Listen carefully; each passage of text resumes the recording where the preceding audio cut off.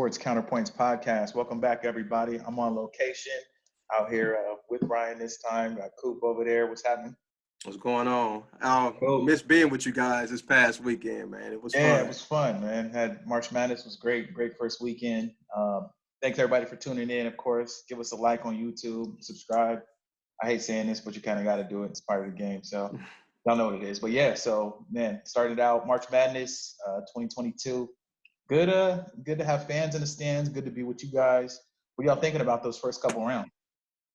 Go ahead, B. How you feel? I feel good. I mean, it may have something to do with I'm only in, I think, 2 or 3 pools this year. I'm in first place in all of them. So that makes me feel a little bit better about it. But I picked Kentucky to be in the finals with Arizona. And so not so good on the Kentucky side of things, but really just enjoyed the games. Every day when we were watching the games, we watched them all the way straight through to Sunday. The games were really outstanding. One thing that was really surprising, the best game of the entire weekend was the last game that was played. And it was outstanding to the very, very end. Now, just a lot of good games this weekend. Obviously, we had a good time, and that made it nice because it's been 2 March Madnesses since we've been able to, and 3 years since we've been together. So that made it special in its own right. But enjoyed seeing some of the upsets. I enjoyed seeing Michigan get to this point. It's always exciting to figure out who's going to do something like what St. Peter's has done. So that's the kind of stuff that made it really exciting for me. And Jason, what about you? What did you think? Well, I would have liked the tournament more if my bracket wasn't pretty much busted by now. I had Kentucky and I had Iowa in the Final Four. So those 2 are gone. All I got is the championship game, Arizona and Gonzaga. We'll talk about who their opponents later. But as far as the games, I mean, I think the best game that I liked was North Carolina and Baylor. And also like St. Peter's and Kentucky, because St. Peter's is a team and a lot of people don't know about. I've watched them for a few years, but I didn't think they would beat Kentucky, but I thought they would hang with Kentucky because sometimes their offense goes in and out, and they actually beat Kentucky. We were all outside on the patio by the grill watching that game. That was a very good game. So, like you, Brian, I like to see upsets, but, of course, if it impacts my Final Four, I don't like it. But either way, I do like to see it. And then, like you said, there were some good games. It seems like the gap in college basketball, man, is shrunk more now than it's ever been. You see these 9 and 10, 11-point spreads, man. These games are like 3 and 4 points. So, like Arizona and I think TCU, that was an 11-point spread. And I think Arizona barely – a lot of people say the referees helped them out, but they barely hung on to win that game. So, yeah, I loved it. I can't wait to do it with you guys again next year. So the point you were talking about with the point spreads and the teams and the gap, I think – and you tell me what you think about this, but I think that getting the one-and-done rule – has brought it together because your great teams, your Dukes, your Kentuckys, your North Carolinas, they're mostly one-and-done players. Yep. And then these other dark horses that are over there, Gonzaga's, St. Peter's, those are like all seniors on that team, right? Yep. That's what allows some of these more seasoned veteran teams to have a punching chance against these uber-talented players that are coming out one and done. I think that makes a big difference. And the other thing that you pointed out was the spreads. I absolutely think that if you were an astute bettor right now, you could do pretty well just betting against the spreads. And what I mean by betting against the spreads is you find ones that are very large and you go against them because these games are pretty consistently closer than that. And I don't know what all of them were or what you would be if you just bet against the spread across the board. But I have a pretty good feeling that given how large a lot of these spreads were, if you picked all the spreads that were 10 or more and put on the other side of it, you would have won well over 50% of the time. Yeah, I definitely agree.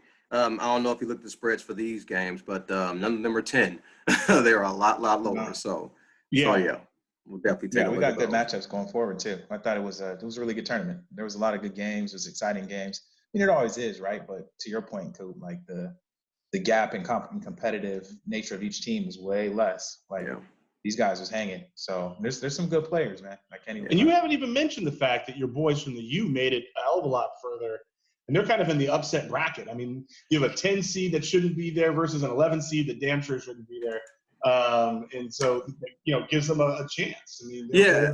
Well, like I said, I'm really Miami football fan, not really basketball. Georgetown's really my college basketball team, so I've really had nothing to cheer about since the 80s. That's fair. But That's fair. but Miami, the ACC as a whole, though, I think they're like 11-2 against the spread in this tournament. They play really well as opposed to like a conference like the what's it called, the MWC, Mountain West. They're 0-4 against the spread, and Pac-12 is like 1-11. But the Pac-12 usually doesn't do good in this tournament. But either way it go, they're doing good. But I expect them to lose real soon.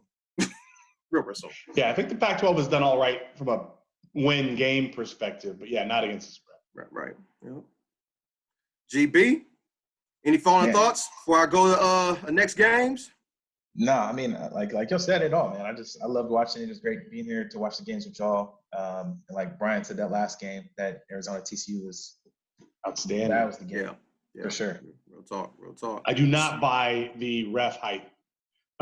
There were plenty of opportunities in both directions. Absolutely. And it was just a well-fought game. I mean, look, were mistakes made? Sure. But it was not mistakes made on one side versus the other. Yeah. They were consistently, consistent on both sides where they made mistakes. So it all evened out. I feel like they were letting them play for a lot of the games. So yeah. And that's what you really want them to do. I mean, if they had called a bunch of stuff at the end, or even at the end of the regulation, everyone would just be, the refs are too involved. They want to make the game about themselves, blah, blah, blah, blah, blah. And then when they don't call anything, they should have been calling stuff. Yeah. So I didn't really think that was a factor in that game. Well, speaking of referees, a lot of people are saying that when Baylor made their comeback against North Carolina, that they were just letting Baylor just do any and everything to North Carolina. But North Carolina moved on, and they play UCLA. And I know you're close to UCLA, so I want to know what your thoughts on that game. Who you think is going to win? It's a 2.5-point spread. UCLA minus 2.5. Yeah. So this is a tough game to pick. I'm just not convinced that UCLA is going to play at the level that they need to. Are they talented enough? Absolutely. Should they be able to win this game? Absolutely. But I just have this itch in the back of my throat that tells me that, North Carolina is there. They always have talent, and that they're going to find a way to pull another upset. Never heard that phrase. What do you think, Coop? North Carolina, okay, they're overrated. To me, they're just not that good. They're overrated. But they dominated. I think what's being lost is that they dominated Baylor. And then that guy Brady, got his ejection, and then it was a different game after that. What? 100%. Yeah, the point guard fouled out as well, and then Baylor had that press, and North Carolina, they won.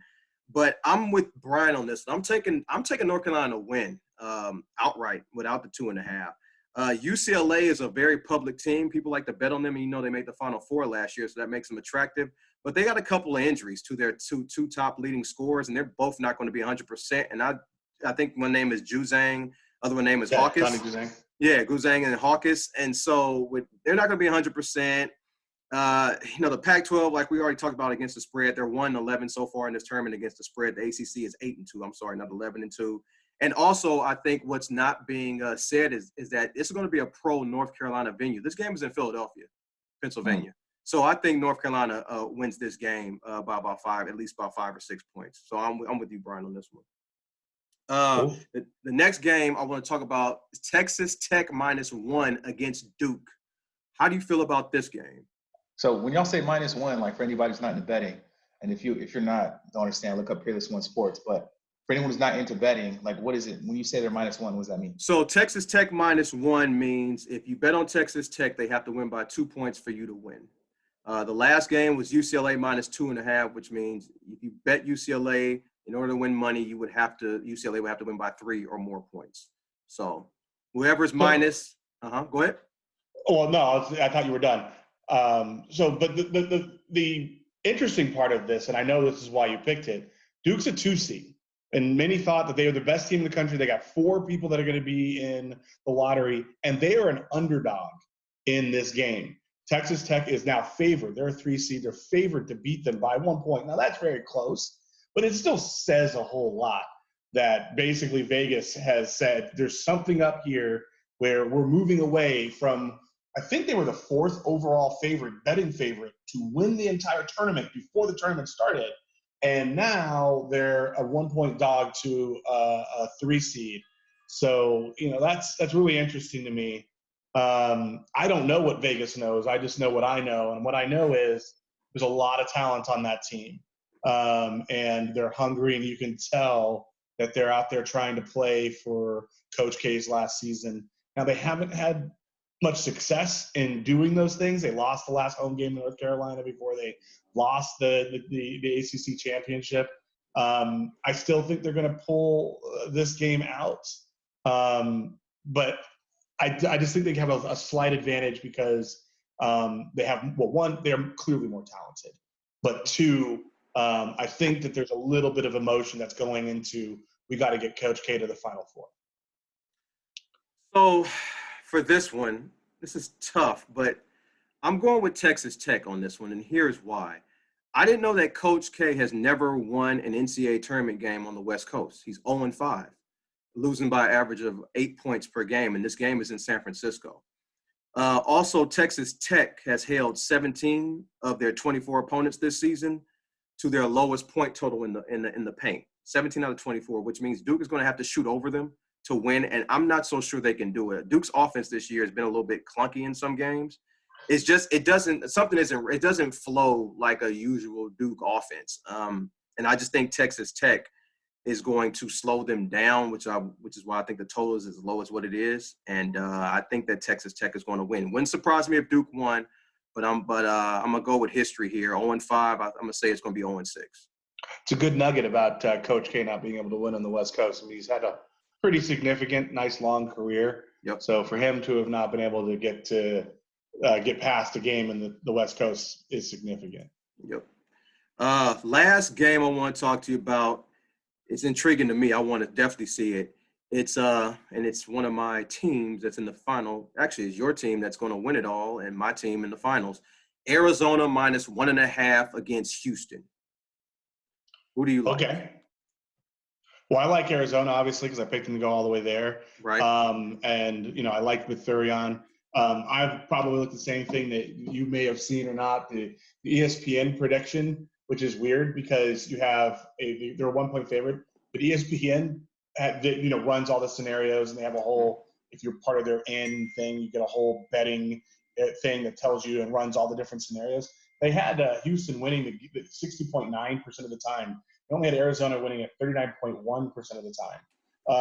I mean, that's significant, right? I mean, even with a 1 point spread, that's a significant strategic advantage if you're running all those scenarios and come away with the underdog winning, 60% of the time.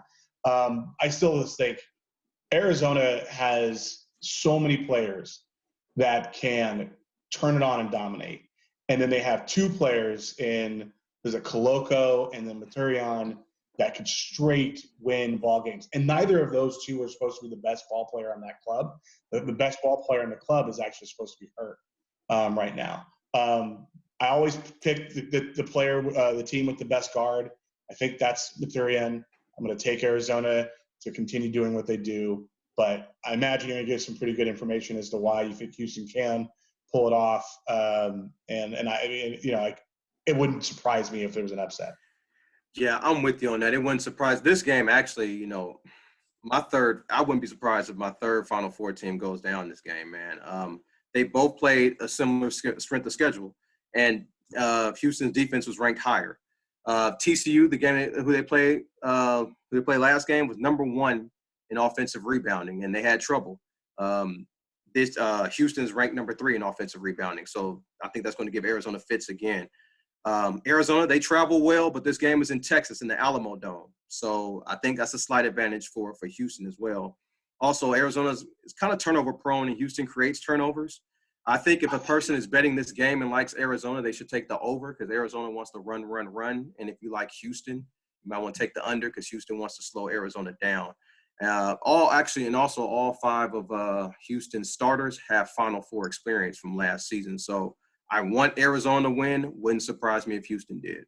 Wouldn't surprise me at all. Houston's a great matchup. There was a lot of analysis that was being thrown out there that if you were going to take a team and try and find the team that's most like TCU, which gave Arizona a great run, that team is probably Houston. Yeah. And they get the benefit of watching the tape and understanding how TCU did what they did, where it went sideways, not by much, Right. and how to come out there and use that game plan 100% of the time. They don't have to spend the time to figure it out in the game that TCU did. Okay. Go ahead, Glenn. No, I was just say Houston and TCU kind of played a similar game too. Very so, yeah. And Arizona had trouble. I mean, they won at the end. Played great, but have to do that all over again. So. Right. And then the one game this weekend, I think it's going to be a blowout. It's going to be Kansas and Providence. I just think Providence can't match up with Kansas. I just don't think they're that good. I think it's a coaching advantage, player advantage. The spread's 7.5. I think Kansas beat them by like 12 or 13 points. So. Yeah, I don't disagree with that, but I do want to hear what you think about the St. Peter's Purdue game, if only because St. Peter's is the big underdog. So the Big Ten is not really a great conference because they don't really play much defense in that conference. Their defense, the teams in that conference, the defense just isn't that good. So I think St. Peter's can score against Purdue. I don't see a point spread for this game. I only see a total of 135. Really, 12.5. I would take St. Peter's. I would. I don't trust Purdue like that to cover. And the way St. Peter's was playing and that confidence they have to have after beating Kentucky, because I think Kentucky's a better team than Purdue, and they beat Kentucky. So I would take – I'm not just saying St. Peter's is going to win, but I think they will keep it close enough to where they will cover the point spread and it will be a good game. What about you? So in that case, they'd have to lose by less than 12. They have to lose by 13 or more, yeah. Well, 13 or more if you took Purdue. 12 or less if you took St. Peter's. Yep. And I agree with you.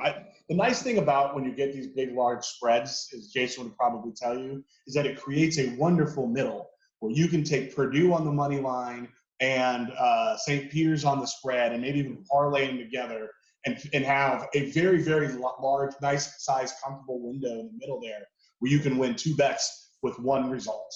Yep. So, this is one of those times where that might even be worth it if I were someone who bet. I do think Purdue's going to win. I always take the best guard play. I learned last weekend that Jaden Ivey is a really good basketball player. I always saw that he was the top guard off the board, but now I saw why. The kid has a ton of moves, lots of talent, knows how to control the tempo of the game, and knew what to do when it came time to winning time. So I'm going to take the best player on the court with Purdue, but I absolutely agree with Jason that this is going to be a hell of a lot closer than 12.5 points. Yeah. At least I think so. Right. Well, who's that guy that plays for Kansas that went to Sierra Canyon? You said he transferred a couple of times from Arizona. What's his name again? Oh, yeah, Remy Martin. Love Remy that Martin. Kid. Yeah, he's not bad. I love that kid. I've always felt like he's a mini Dwayne Wade type player. He goes hard and attacks the rim every single time. He knows how to play it under control. It's something that Dwayne Wade couldn't do in college, but Remy can hit shots. Yeah. Anyways, always rooting for him. I saw him a lot. Obviously, he was there at the same time with a bunch of the Sierra kids that my son went to school with. Yeah. Obviously, some of those same kids are in the NBA. Remy's in, I think, his 5th year now. Yeah. So super duper. Super duper senior. Super duper senior. Yeah. Any final thoughts, GB? No, I'm interested to see the games, man. It was a good first couple rounds, and I thought everything was really competitive. Honestly, it wasn't too many blowouts that we saw. Yeah, that's on. Well, a lot of things happened in football this past week. Did they? Clearly the most important thing was what happened today, right? Nothing before today was important or valuable. No. Especially when we were all together, nothing happened important there. Ain't that right, Glenn? Nothing happened. Right. I think there's, certain teams you could look at who really won free agency and just have shown to their fan bases that they care about winning now. Miami. Did they do something? I was thinking of a certain team who used to be in Oakland who just really went out. They got somebody? Okay. Yeah, we got Chandler Jones, which is going to be right. Okay. Right. You got Max Crosby. We signed some defensive tackles. They've really been and they got some guy, Devontae Adams. I've never heard of him. Is he Was any that good? Devontae Adams? Oh, man. Yeah, that guy. Okay. Supposedly he really good. So, Okay. I mean, to me, it's hard to say. I think Tyreek could actually have a big impact on Miami if they can get him the ball. But Devontae choosing the Raiders over the Packers and kind of how that plays, I think could be extremely impactful in a very competitive AFC West. The next guy we're going to talk about is probably the biggest free agent signing, I think. But here, let's start with Devontae. Let's start with Devontae. Yeah, I mean, because that's your team, that's your boy Brian. What you think about that? I know you're happy he's out the division, right? So I am happy that he's out of the division. Devontae is an outstanding player, and I know that many of the people in our circle, including you and me, Jason, always get into it about who chicken or the egg conversation is a quarterback or wide receiver. I do think that there are some wide receivers who are just that good, like Hopkins. Put him in there. You and I can throw the ball up in the air high enough to make sure that he has an opportunity and Hopkins can come down with it. Yep. I think Devontae Adams is not a Hopkins type player, but I think he's outstanding. He runs the cleanest routes. He knows how to jam up corners and get them on their backs of their feet and then make straight moves. So really all you have to do is be able to get the ball to him, and he's going to some place where with somebody he's used to, right? So he's going back to his college coach, college quarterback, which is going to allow him to already have that chemistry. It's not going to take a whole bunch of seasons. Not to mention, I'm fairly certain that they've already done a practice or throwing session just because they're so excited about the fact that they're playing together again. Yeah, they said they used to practice every year. Only the last 2 years they didn't practice in off-season together. So I'm sure that they're going to do that. I think that's wonderful. And before anyone else says it, I'll say was it Wednesday, I was text messaging with you, Jason, and Glenn, and I flat out said, I said, we need to talk about on the next show whether or not the AFC West has gotten so good that the Raiders are now the worst team in it. And Glenn was less than happy with me even thinking that way. It's like, shots. Yeah, he was like, wow, you over here throwing all that kind of shade. I said, it's not a shade. It's just, Kansas City was Kansas City, and San Diego Chargers were doing a whole bunch. And I love how you said San Diego, Brian. I'm not the only one. Thank you. Los Angeles Chargers. Well, their fan base stayed in San Diego. Right. But, the Chargers were there. And then the Broncos were doing a whole bunch of stuff.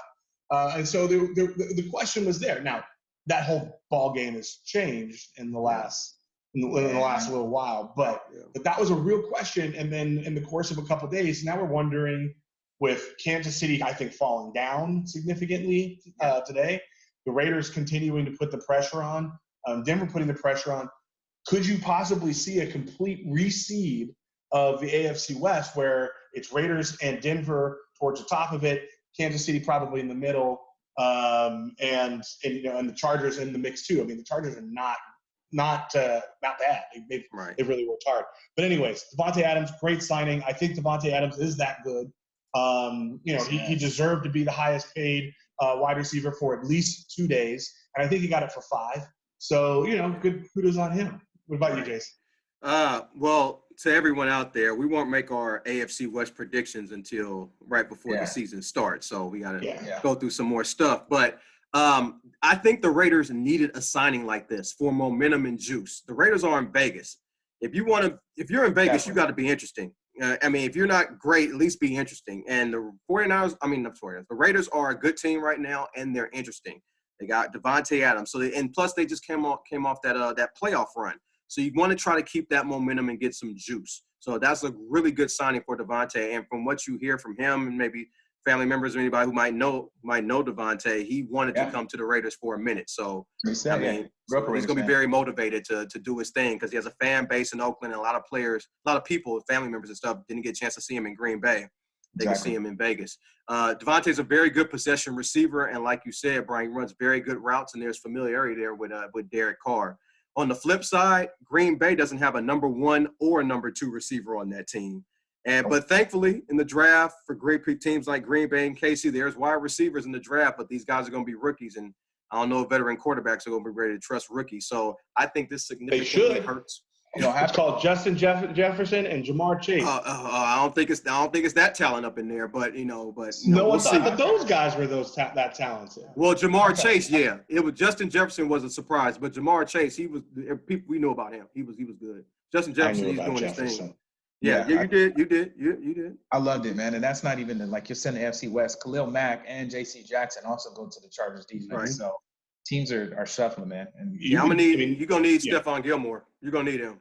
And the only reason why we can't do anything with picking any type of picks right now is because stuff is still shuffling and moving. I mean, we haven't had the draft. Yeah, we haven't had the draft. We haven't had the free agency the shuffling and the trading that goes on right before the draft as a result of free agency and the moves that happen there. Right. I mean, we're going to talk about it in a minute, but Baker Mayfield is still a Brown as of right now. We know that's not going to be the case come the first Sunday of football. Well, you know what, Brian? That's a good segue. Yeah. Baker Mayfield, Deshaun Watson. So let me tell you something, man. I could sit here and pat myself on the back and tell everybody I told you so about Baker Mayfield, but I'm not going to do that. I think you as well. We never bought into the Baker thing from the moment he was drafted. Never bought into it. Noisy, talks too much, immature, and it was just something about him. We just kind of knew he's small, he's limited, he's not really that athletically gifted, and he's kind of wore out his welcome in Cleveland. The funny thing about this whole thing is that he actually told the Browns to trade him to the Colts as if he has that kind of power and as if the Colts actually wanted him. The Colts came out about a week ago and said they're looking for an adult at quarterback, which I think is a shot at Baker Mayfield. We're good. Now I understand the backlash from some people in Cleveland about getting Deshaun Watson. Deshaun is actually being paid like a top 5 quarterback right now, and he's not, especially after being out of the league for a year, but he's definitely a top 10 quarterback. He took a year off and got $40 million more. Yeah, that's what I'm saying. He got paid like a top 5, but he's really a top 10 quarterback. Bro. Guaranteed too. He's top of the top. So, and because Baker Mayfield, he has a, even though he's not a good quarterback, some quarterbacks who aren't good have a loyal fan base, and he has that in Cleveland. Like there's some people who are mad that he's gone. But I'm sitting here, I got to tell you, I agree with what Cleveland did. If you're Cleveland, you play in the AFC North, and the AFC in general has gotten better, you're going to need a quarterback to compete. Even though I think Deshaun Watson is going to get suspended for about 8 games, I don't think he's going to play the whole year. He's going to get suspended at least 8 games or so. But it's a deal that Cleveland has to make, and I give them props for not being like a lot of teams and just keeping a quarterback just because you drafted him. You can't admit that you made a mistake. They pretty much admitted they made a mistake, and they looked to upgrade, and they significantly upgraded. And I read something, I don't know if you guys read it, that Baker Mayfield was going to hold out this year until he got a new deal. So hold out what? Right. He needs to hold out his thumb on his way. So yeah. And I think I talked about this during this year. Coach at Cleveland, Kevin Stefanski, offense coordinator from the Minnesota Vikings, he's a smart guy. He realized very early what Baker isn't. And that's why he pretty much ran his offense as much as he could through Nick Chubb. So props to Cleveland. And for all you people that think the NFL is a moralist league or a social justice league, you just don't understand. NFL is in the business to make money, just like most football coaches in college. They don't give a damn about what you've done. If you can help them keep their jobs, keep their kids in the same school, and prevent their families from moving so they don't get fired, they will accept you. So I'd say that's most people, unfortunately. But yeah. Those are my thoughts. What about you, B? Yeah, you made an interesting statement about you think Deshaun Watson's going to get 8 games. I don't know that he is. I mean, he was eligible to play the entire last season, but that was a decision that was made by the team because they wanted to wait out the situation. The league could have put him on the commissioner's exempt list based on the grand jury not having happened yet, if they wanted to, which would have made it so that the Houston didn't have to pay him all that money last year. Except for he got all of his money last year. So now the only thing that's changed is he won his grand jury. I'm not trying to get into guilt, innocence, or the morality of it. The reality of it is the only thing that's changed from the beginning of last season to right now is that he won his court hearing. So I don't see how that equals all of that. Not to mention, I'm pretty sure Cleveland reached out to the league and said, "What does this situation look like? We just need to understand before we make a move." Houston said that they were being very open and honest about conversations that they had with the league. And then Deshaun Watson and his agent said that they've been very honest about kind of opening the conversation about what the book's there. If I'm Deshaun Watson, I'm absolutely not letting any of these other civil suits see the light of day until at least the middle or the end of next season. And that's pretty easy to drag your feet on, all that kind of stuff. So we'll see. I don't know that to be there. Here's the thing. I have one rule about teams winning or losing. Everyone knows it. Say it all the damn time. If your quarterback makes over 40 million, you are not winning championships. So Nick Chubb, who is freaking outstanding, and Deshaun Watson, who is really expensive. I don't care if he's top 5 in the game. Even if his stats are top 5, you can't win because there's just too many holes that creates. And I feel like Deshaun Watson is going to have a problem. What's he going to? But I think he's going to have a problem when people blame him as a quarterback for their failures, when the reality of it is it's him as a $40 million hole on their salary cap to get the rest of the players that are needed to win. So that his big cap hit starts next year. I think this year it's only like 22 million. Yeah. So, and it's interesting to me that he actually, because nobody picks to go to Cleveland. He actually waived his no trade clause to go to Cleveland, which kind of backs up what I always said. I thought they had a good roster, a good offensive line, a good roster, but just what it backs up is that they were willing to pay $40 million more. And that too. And that too. He was already a top 7 or 8 guy with the deal that Houston gave him. Yeah. And came back and got $40 million more. So. Yeah. So good. I mean, good for Cleveland for dropping Baker. Good for them. Yeah, Deshaun has always been electric and always been exciting, and he brings something to a team that, it's unmatched. So we'll see. Like to Brian said, a lot of these guys are making $40 million now. Yeah. What did let's talk about that later, because what did Matt Stafford get? But before we get to Matt Stafford, probably in a later show, Matt Ryan, you mentioned earlier, who they want an adult, and they got one. From what I'm hearing, Matt Ryan. He's super adult. Yeah. Like he don't play around, so he demands excellence in practice and in games, and he's truly an Atlanta legend at this point because he's passed for all the yards he's passed for, took him to the Super Bowl, etc. So what do you guys think that does? Yeah, put him with that. Their defense is okay, and then you add Jonathan Taylor and them boys. Yeah, go ahead.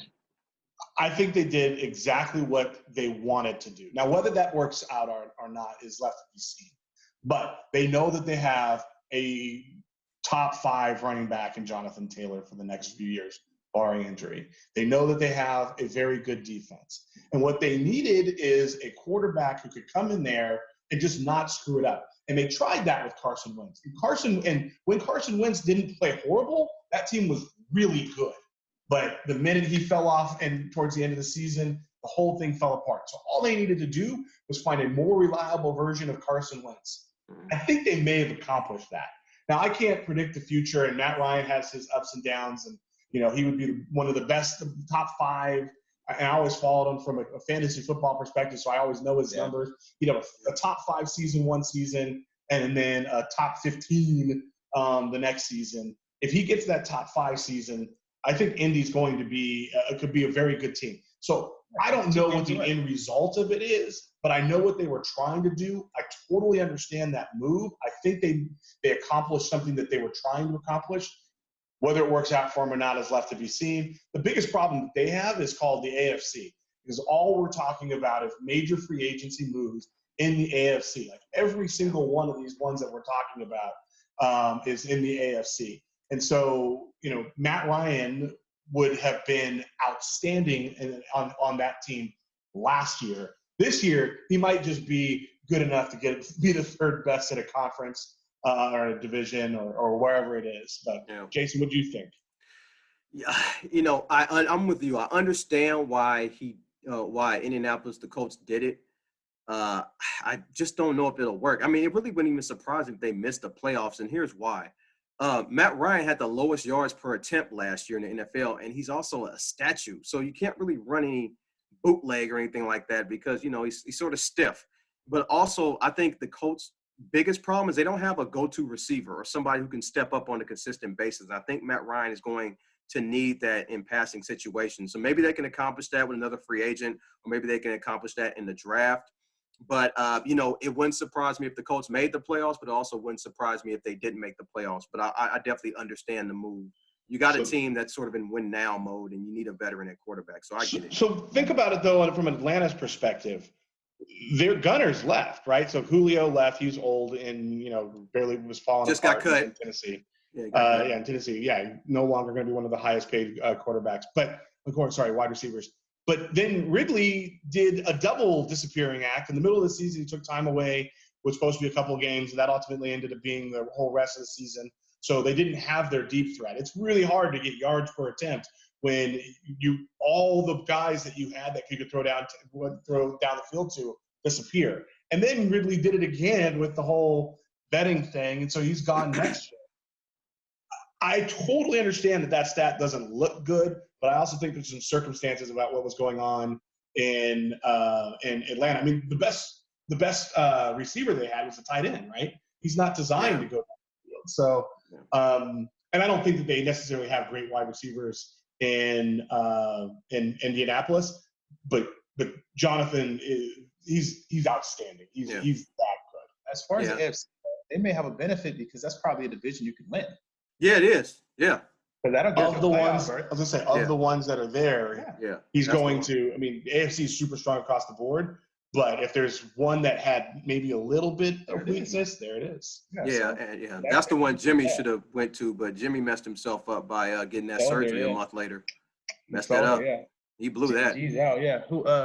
So Matty Ice, we'll see what he does, man. And then you had Tyreek Hill. Big. What's Tyreek Hill to the Dolphins? If they man, line, they got it like they showing clips of him and Waddle running wide open and he throwing the ball out of bounds. So man, dude. Unfortunately, Tua is the quarterback of that team. But let me tell you who the wide receivers are on the Dolphins: Tyreek Hill, Jalen Waddle, Devontae Parker, Allen Hurns, Trent Sherfield from the Niners, Cedric Wilson, and some guy named Preston Williams. I think I got my wings from him. And then Lynn Bowden. That's it. I mean, that's a hell of a wide receiver room. And the 49ers lost 14 coaches off the staff. One of them was Wes Walker. Huh? Well, Fuller's there too? Fuller's not there. As of right now, Fuller's there. Oh, he is? Oh, I didn't see him there. Crazy. But yeah, Wes Walker was the wide receiver coach for the 49ers. He left with Mike McDaniel. He's now the wide receivers coach for the Dolphins. So look at all that talent that he has to work with on that team. What's McDaniel's going to do? Because Niners weren't big, deep passers like that. So I'm interested to see. Yeah. So Tyreek, man, we all know the man can ball. We all know he's helped make Mahomes very successful. I think this weekend's Kansas City by more than what people think. I would have the Raiders as a better team right now than Kansas City. That's just my personal opinion. I'd agree. I think that Tyreek, objectively, of course, I can't really say, Brian, about his impact because Tua is his quarterback, and you got to be able to get him the ball. I mean, if you get him the ball in short spaces, I think it can work out. But as far as team success and individual success, I don't know. There's a lot of other good receivers on that team, as I just mentioned. So Cheetah doesn't have to be the only guy, the focal point. But so as far as most impactful, I don't think he'd be the most impactful, but he would definitely help the Miami Dolphins, and they probably might finally make the playoffs this year. What you think? I don't think he gets drafted high in fantasy, like high as he used to. Tyreek Hill's a cheat code. I'd draft him high. I don't draft necessarily wide receivers like that, but Tyreek Hill's a cheat code. And the thing that has made him so crazy outstanding and fun to watch is he didn't always have to beat the guy down the field. And usually when he did, it was by a lot. So it wasn't like you had to throw into tough coverage when you're trying to get the ball down the field to him. But most of the passes were too short with the other guys blocking for him, and you just give him an opportunity to touch the ball. They'll be able to figure that out with Tua. And quite honestly, if you wanted a great wide receiver, Tua and Hill fit better than like a Devontae Adams because Devontae is going to run clean routes, and you got to hit him where he's going to be. Yeah. Tyreek Hill, you throw to space, and he's so fast that he's going to be able to make those adjustments, or you're going to be able to do short passes and let him run. Yeah. I agree with you. I don't know what's going to happen with all of that, but I think that the GM and the ownership found the right risk to take and give it a shot. And here's what you know. Here's what you're going to know at the end of this. At the end of this season, you're going to know whether Tua is going to be salvageable or not. and you still have Tyreek for a few years after that. So you'll be able to go and find your next guy because you will have all the information because of the wide receivers that Jason just listed off.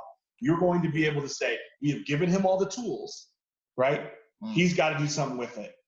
Yeah, I'm with you. This wide receiver room that Miami has, man, I think it's just too hard to fail. That's how I used to feel about Randy Moss. I figure if you're a quarterback and you fail with Randy Moss, you don't need to play. Not good. Randy Moss can make anybody. I mean, who was the quarterback when he was the Raiders? That guy got from New Orleans. I forgot his damn name. Jamarcus Russell. No, he's from New Orleans. And you guys got him, and he played with Randy Moss those couple of years. Yeah, I forgot his name. Was his quarterback. No, it wasn't Jamarcus. It was another guy. I forgot the name, but he was from New Orleans, and they got him. But you talking about Collins? No, not Kerry. No, he's a black guy. He's a brother. He played there for a little bit. No, it was Jamarcus Russell, bro, because he was there. But anyway, I've watched this recently. But he did fail, to your point. And he failed, right? So it's like, you can't play if you fail with Randy Moss, and that's how I think with this wide receiver room. If he can't show that he can play with these guys, I mean, it's just. As long as their egos are little, right? Because you got one football still. So who's going to get the ball? How are you going to get it to him? Depending on how I think the Cheetah makes about what, 25, 30 million? He has to get the ball, right? No, he made 30. He got 30, okay, yeah. It paid him a little bit more. That's why I said Devontae Adams had the top spot for wide receivers for all of like 5 days. Brad, to your point about Tyreek too, like a lot of those plays I think about were plays that broke when Mahomes was scrambling and he just found him and did happen in the championship Dump game. off and then he just threw it. Yeah, I'm like, okay, cool. That was a nice first down, and then he turned to a touchdown. So it's going to be interesting either way. And for the Dolphins, they're going to sell some tickets, and I think that's really what this boils down to anyway. Yeah, and I think they put themselves in a situation. At some point in time in the not-too-distant future, I'm going to have to create a new rule about $30 million wide receivers, the same way I have a rule about $40 million quarterback, because they've gotten into a stratosphere where they're getting paid so much money that they have a disproportionate impact on the ability to put the rest of the players out there by having them go there. Now, I don't know what that is yet. And Hopkins was outstanding when he wasn't hurt in Arizona. And so it's just difficult to figure out Murray didn't get where paid that yet, though. Murray didn't get paid yet, though. So right. But I'm saying for the wide receiver, at some point in time, there's going to be, the one position that people skimp on and still can be successful on is running back, because they just the minute they get to the point where they need that crazy money, they go and they draft themselves another one. Right. And you see what's going on in Indy, and you see where all of these really great young running backs are kind of blossoming. It's hard for the Cooks, Jonathan Williams, all of these superstars, Derrick Henry, to justify that huge money. So that no one's really made those types of investments in running backs yet, but we're starting to see it.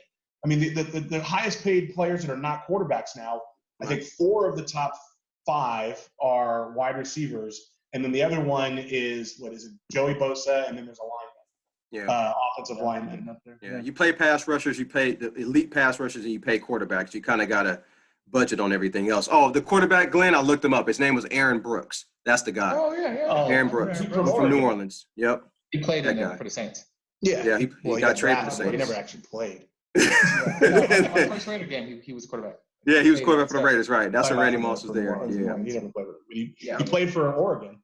Yeah, no, that's I'm interested to see, because to your point about this cap math, we'll get into that later. But if the Raiders are going to extend Carr, you're going to pay him over 40. You're going to pay a receiver over 30, and you're going to have 2 top tier linemen. So I'm interested to see. It sounds like we're doing that Rams math. Here's better win right now. But what the Rams just did with Stafford is smart. His cap hit's only like $27 million a year still, and I know it's a lot of money, but what they did is they paid him a whole crap load of that money up front, made his contract longer than they expect him to play, which you get the signing bonus. Signing bonus gets spread out as a cap hit across the entire length of the contract.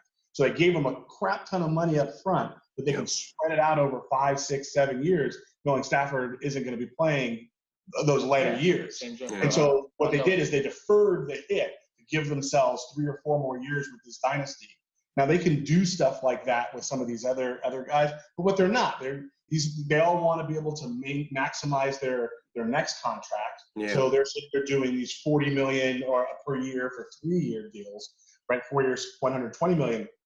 You can't spread it out far enough to make that work. Yeah. The cap hits are high. Yeah, the cap hits are high. When you get those Yeah, the only thing you want to be worried about, Glenn, is the cap hits. That's it. The cap hits for each year. So the Raiders, all they the said, numbers, don't mean nothing. The numbers. The first thing that I look for, is what the signing bonus is, because that's the easiest way to hide money. Yeah. Because you say, hey, we're going to give you $120 million over 10 years, or whatever. We're going to give you $40 million a year over 10 years, but we're going to give you $200 million of that right up front. And they're going to spread all that out and backweight the contract, knowing full well that they're going to get cut. Even the players know that, but they want the prestige of having get that money. That big signing number. Want that money. Glenn, I thought I sent you something, but they said that cap hit, when Derek Carr signs his extension, what they think it's going to be, and Devontae Adams and Chandler Jones next year, those 3 players, $71 million cap hit. That's for those 3 players next year. That's bread. Yeah. That's bread. That's half the cap almost. But but the good news is that this year had the largest increase in cap space in a long time at $25 million. Yeah. So that, I was saying before it was like $30 million. It's starting to creep up where if they keep on having these increases, Donald Trump is going to roll over because he's like, how could they be giving $25 million more in cap hit without being successful? Oh, wait. Right. They ain't moral, but they're successful. Right. I think there was a bunch more signings. I think we kind of picked on these for a specific reason. So we kind of went to the ones we were most hyped about, I guess. And then you had Jimmy G on the list too. So for the Niner people that listen to this show, oh yeah, man, people asking, y'all ain't really signed nobody, did you? So no, we signed the DB, the corner from Kansas City, Ward. He was pretty good. Travarius, pretty good. Yeah, Travarius Ward, right? He's pretty good. They showed him. Yeah, they show him they mainly show us how it's against DeAndre Hopkins, because he pretty much locked DeAndre Hopkins up every time they match up against each other, and he has a couple picks while he was guarding them. But we need him because I've talked about our secondary for even before the season started last year. It's not that good. We play all this year too, right? And so and you guys got Devontae, so he's a welcome addition. But the thing about Jimmy G, people asking, what do you think? Can they still get rid of him? My thing is either this. It's 2 things right at this point. Trade him to Carolina and get Sam Darnold, which I don't want and you shouldn't do. Or because I think because Carolina's pretty much desperate. They just want anybody. But also I think the 49ers should just hold on to him until August. And the reason why, because there's going to be a quarterback that's going to get hurt and somebody's going to get desperate. It happens every single year. Might as well just hold on. His cap hit of $25 million is not hurting the team making moves in free agency. His money is specifically going to be used to extend Bosa and Debo. So they don't have to work on those extensions right now. They can just wait till later when they get rid of them. And if they eventually have to cut him, which I don't think they're going to have to, but they cut him, it's only $2.5 million against the cap because he's already been paid his money. No more guarantees left. So I think what's going to end up happening, the 49ers are going to have to end up keeping him until August, until another quarterback gets hurt. I think of what you just – go ahead. Wait, no, I'm good. Go ahead. I was going to say, I think all of what you just said is 100% accurate. I think – or likely to happen. I do think that they're going to have to give Debo his money before, but they'll make it so that it doesn't hit until after the inevitable Jimmy G trade or cut. And I do think that at this point in time, there's nobody who's desperate who wants to take that gamble. And I do think that if Matt Ryan were to get hurt in preseason, or someone like that, Tua get hurt, whatever, that there are teams out there that could eat that salary for the year and bring him in. So I don't know if he'll be there on opening day, but I think that's got to be the San Francisco 49ers plan. Yeah. They just got to say, yep, we've decided he's going to stick around, and then let people come knock on the door when they have injuries.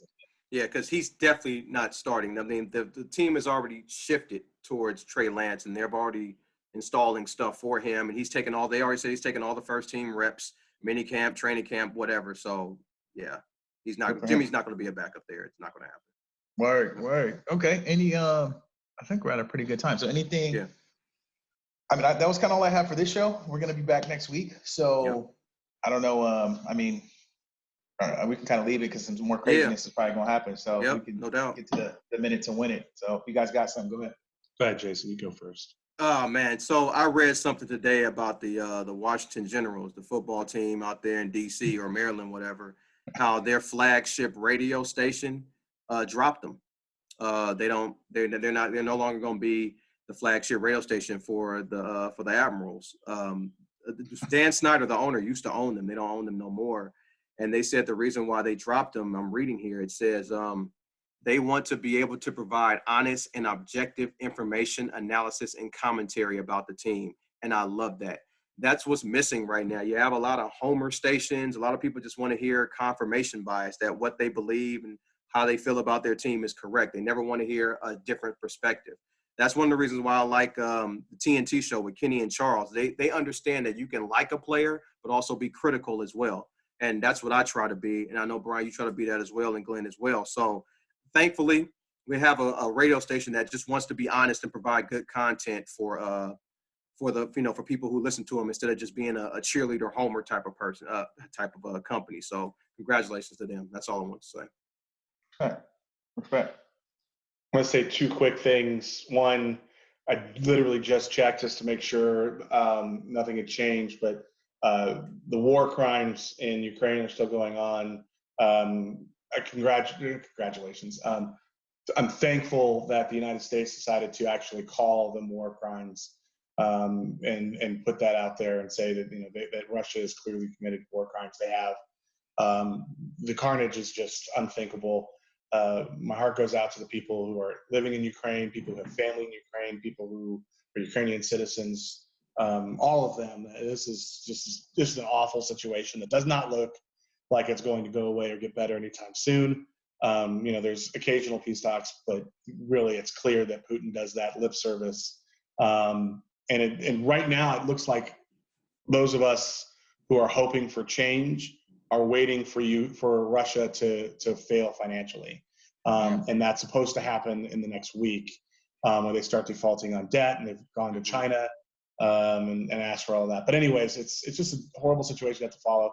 The other thing I just wanted to say is Ketanji Jackson, congratulations on making it through the questioning. They're supposed to vote. I think I just checked, it's April 4th. She handled herself admirably, respectfully, pushed back where it was appropriate. It's amazing to me that pieces of crap like Ted Cruz can sit there and talk about how racist slave owners were not controversial, and then try and put controversy on someone who's imputable like Ketanji Jackson. But congratulations to her for making it through some pretty tough questioning that clearly had racial tones to it at every step of the way. I look forward to seeing her be part of the Supreme Court. Hopefully some other opportunities will pop up to take her and others like her from minority to majority in the court. Yeah, that's where I second that too. She what sisters have done since the beginning of this country, man. She handled it, was cool under pressure, do what she had to do. So respect. Right. And I'm gonna go back to sports. I just want to give a shout out to the front office of one of the greatest organizations in the NFL right now. Shout out to Mark Davis for, he went the opposite of his pops. He's not fighting the league. He's trying to play it the right way, and he's getting it done, man. We got the new facility. I ain't been nowhere. I don't own anything. Raiders have cost me money throughout my life, but man, the front office is making moves. I'm overly excited, and I'm just hopeful that everybody can be healthy at the start of the season, because this does not happen to us as Raiders.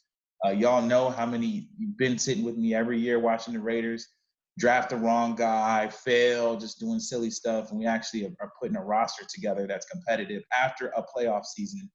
I just wish my dad was here, man, because this is crazy. So shout out to the Los Oakland Raiders.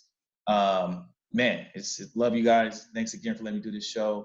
I'm out here in Southern Cal enjoying myself, man. Everybody, thank you for listening to us. Check us out on YouTube, Anchor, Google Podcasts, wherever you get your podcasts. We appreciate you listening.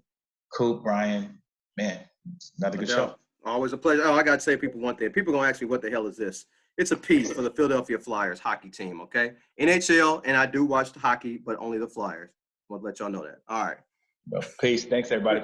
Catch you next time.